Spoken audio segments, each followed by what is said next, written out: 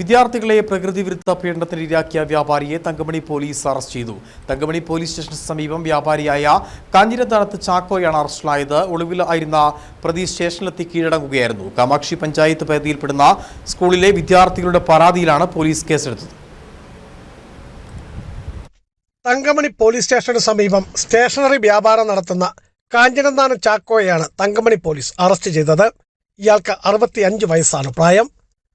തന്റെ സ്ഥാപനത്തിലെത്തിയ വിദ്യാർത്ഥികളെ പ്രകൃതിവിരുദ്ധ പീഡനത്തിനിരയാക്കിയെന്നാണ് പ്രതിക്കെതിരെയുള്ള പരാതി. വിദ്യാർത്ഥികൾ സ്കൂളിലെത്തി പരാതി പറഞ്ഞു. തുടർന്ന് ഇടുക്കി ചൈൽഡ് ലൈൻ അധികൃതർ സ്കൂളിലെത്തി വിദ്യാർത്ഥികളുടെ മൊഴി രേഖപ്പെടുത്തിയ ശേഷം പോലീസിന് കൈമാറുകയായിരുന്നു. പോലീസ് കേസെടുത്തതറിഞ്ഞ പ്രതി ഒളിവിൽ പോയ ശേഷം മുൻകൂർ ജാമ്യത്തിന് ശ്രമിക്കുകയായിരുന്നു.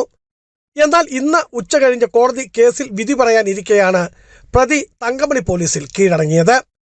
പ്രതിയുടെ ഒളിവ് കേന്ദ്രം പോലീസ് മനസ്സിലാക്കിയെന്ന് മനസ്സിലായ ഉടൻ പ്രതി കീഴടങ്ങുകയായിരുന്നു.